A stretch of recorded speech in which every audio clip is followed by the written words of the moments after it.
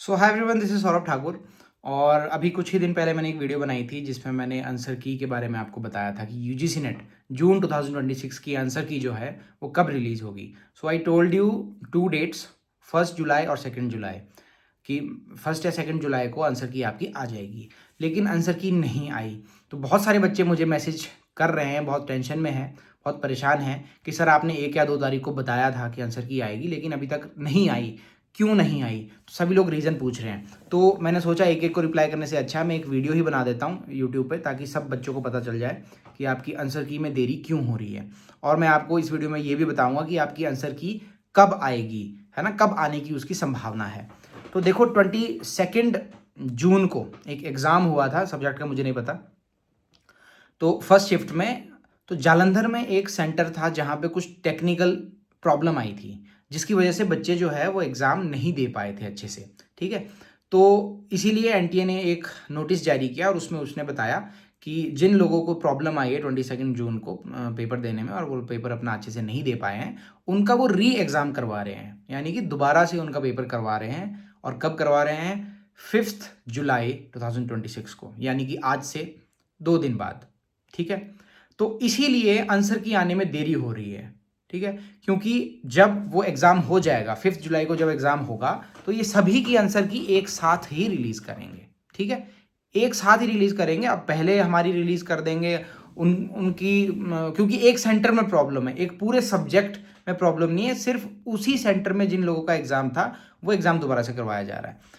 तो अब उसका वो किस तरीके से कट ऑफ निकालते हैं, मुझे तो लगता है कट ऑफ तो ऑब्वियसली उसी में से ही वो उनको उनके साथ ही जोड़ेंगे, उनको उनके जो सब्जेक्ट के बाकी बच्चे भी हैं उनके साथ ही उनको क्लब करके वो कट ऑफ निकालेंगे, जहाँ तक मेरा आइडिया है ऐसा ही करेंगे वो, क्योंकि ज़्यादा काम से वो बचना ही चाहते हैं हमेशा।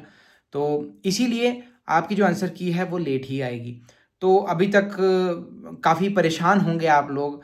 और मैं तो ये कहता हूँ कि आंसर की जब मर्जी आए, आए ना आए, आप उसे चेक करो ना करो, आपके रिजल्ट पे कोई फ़र्क नहीं पड़ने वाला। ठीक है, अगर आपकी किस्मत में लिखा है कि इस बार आपका एग्ज़ाम क्वालिफाई होना है तो वो होकर रहेगा। अगर आपकी किस्मत में नहीं लिखा है तो नहीं होगा, भले ही आपने कितनी मेहनत की होगी। यही एक गंदी सच्चाई है इस यूजीसी नेट पेपर की, कि इसमें कई बार इंसान बहुत ज़्यादा मेहनत करके भी रह जाता है और कई बार बहुत कम मेहनत करके भी क्वालिफाई हो जाता है। तो ये इसका एक गंदा सच है, जो कि मैंने भी बहुत बार झेला है। 6 बार नेट क्वालिफ़ाई किया मैंने बैक टू बैक। लेकिन बहुत बार ऐसा हुआ कि बिना पढ़े भी क्वालिफ़ाई हो गया, और बहुत बार ऐसा हुआ कि बहुत ज़्यादा पढ़ा था फिर भी जेआरएफ 1 या 2 क्वेश्चन से रह ही जाता था। तो ये सारी चीज़ें मैंने भी फेस की है, आप भी फेस कर रहे होंगे। तो टेंशन लेने वाली कोई बात नहीं है, आंसर की चेक होती है, नहीं होती है, आपका रिज़ल्ट तो आना ही है। ठीक है, और रिज़ल्ट आने में भी इसमें कोई देरी नहीं होगी, क्योंकि जो बाकी सब्जेक्ट्स का रिज़ल्ट है, आई होप एनटीए उस पे ऑलरेडी काम कर रहा होगा और वो रिज़ल्ट तैयार कर रहे होंगे। ठीक है, बाकी आंसर की वो एक साथ ही अपडेट करेंगे। तो 5 तारीख को ये एग्ज़ाम हो जाएगा। तो मुझे ऐसा लगता है कि 7 या 8 तारीख को, मतलब कि 1-2 दिन बाद एग्ज़ाम के, ठीक 1-2 दिन बाद वो आंसर की को लॉन्च कर देंगे। ठीक है, तो इस चीज़ का आप ध्यान रखें और अच्छे से चेक करें। अगर आपके मार्क्स बहुत बुरे बन रहे हैं तो घबराए नहीं। इंग्लिश लिटरेचर की अगर मैं बात करूँ तो मेरे नोट्स के लिंक आपको डिस्क्रिप्शन में मिल जाएगा। सारे नोट्स के लिंक उसमें मिल जाएंगे, जो भी आप नोट्स लेना चाहते हो आप ले सकते हो। बहुत ज़्यादा हेल्प होगी उससे आपको एग्ज़ाम में। ठीक है, बाकी रिजल्ट का वेट करना है तो रिजल्ट का वेट कर सकते हो।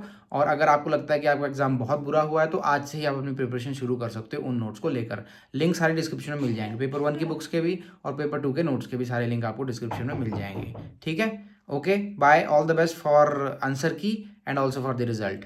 बाय।